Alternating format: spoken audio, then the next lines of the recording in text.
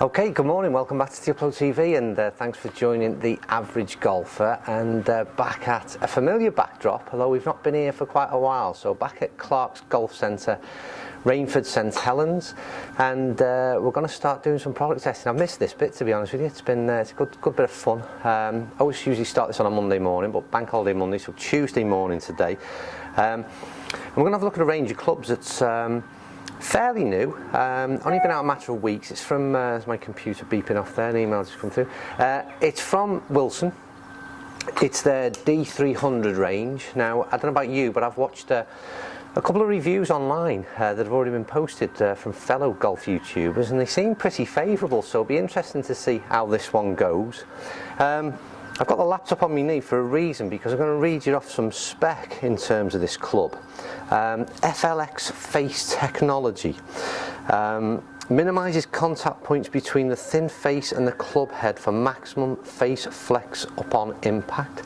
Because again, that's a similar thing to this kind of like, there's almost a framework within this club head, similar to that of in terms of how jailbreak technology was explained, and again, this the face flex on impact, power holes, which I assume are these cutaways along the sole unit, filled with urethane, again to allow face flex upon impact for extreme distance. Okay, and some heel toe weighting pods that are both again quite visible, different colours in terms of the, again you see this on a couple of irons. I think Titleist AP2s have a similar sort of visual. You can see this kind of this heel toe weighting, and again it's to increase the MOI and again ultimately forgiveness. Fairly chunky club head. This is no doubt what you'd term that game improver iron. It's got a thick top line.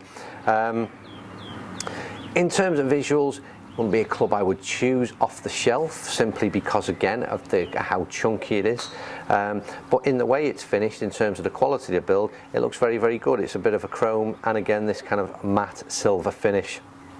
So yeah, to all intents and purposes, visually it looks like a quality build. However, on my eye, it's just a little bit too big. Anyway, I'll shut this laptop up because it keeps beeping with the emails coming through. We'll move the camera position, get it in some balls, and see what the average golfer thinks of the Wilson D300. Right, okay, so camera in position, and just hit a few balls there, which you can watch now as I'm talking through this piece. And basically, what have I hit? 4 balls there. So what you've got is first ball 160, 167 overall, 163 carry, 166 carry, 157 carry. So the first thing I'd say, it's fairly consistent in terms of dispersion there. I hit the ball really well, to be honest with you, in terms of straight line, and only one that was 13 yards off centre, but the rest fairly good. Spin number, as you'd expect with this club, 4.7 on average, not bad, but not great, but ultimately performed quite well. So, I'll hit a few on camera whilst we're here. The thing for me is a couple of points that I want to make. Yes, it's a little bit chunky at address, and that's a personal issue. That's not to say that is not suitable for the average golfer. It certainly is. From the balls that I've hit, there's a lot of assistance off this club. Again, it's lofted at 29.5 degrees, so it's strong in terms of loft. But in terms of launch angle, this ball is firing up there very, very high. So it's what's the thing that's amazed me really this last 12 months, 18 months is they're lofting these, strong lofts in these clubs, but the ball flight is still very, very high. And it's a very, very easy to hit, let's say, golf club.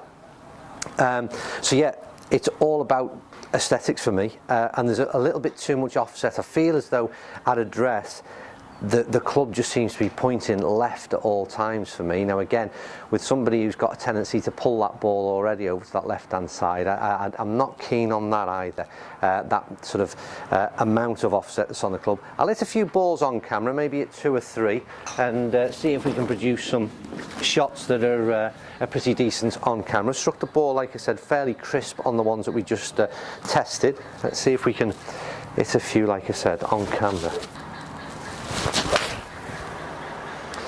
Down that left hand side again, And as I say, the feel that I've got, it just feels to me, and again, probably to do with my swing more than the club, but it just feels as though I'm aiming down that left-hand side in terms of an address with this thing. But the distance is phenomenal. I mean, 184 yards with a 7-iron. It's back to these strong lofts of the kind of back in the realms of the M2s.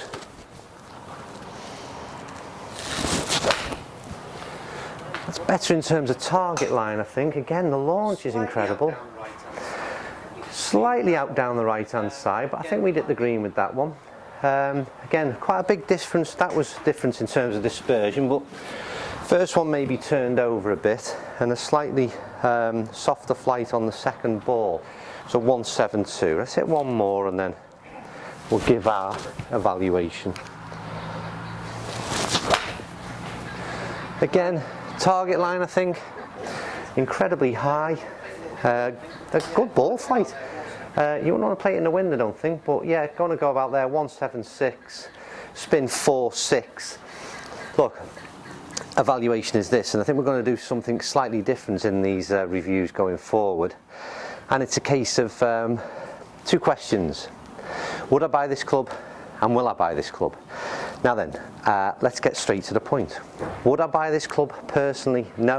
Will I buy this club? Again, it's going to be no.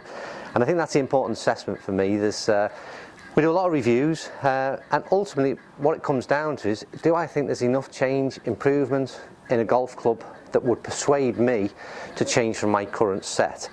So I'm going to answer that question, and I'm going to compare it to my current clubs on every occasion. So like I said, unfortunately it'd be a no. But what I would say is that the reasons behind that are mainly down to the pure bulk of the club head and down to the feel. I would say that this is probably more geared towards a higher handicapper. I'm not suggesting I'm a great player in any way, but I do think this would help a higher handicapper, I really do. It's got plenty of assistance. The club, to all intents and purposes, is definitely a game improver club, and I'd have no problem in recommending and suggesting that people go out and give it a try, even though this one's not for me. Right, hope you enjoyed that one. First one back. We're going to get stuck straight into a club that I like the look of, which is the Wilson FG Tour, and it's more of my cup of tea in terms of looks and appearance, but let's see if I can actually back it up with a bit of performance with it. Thanks for watching, and stick around to watch the next one.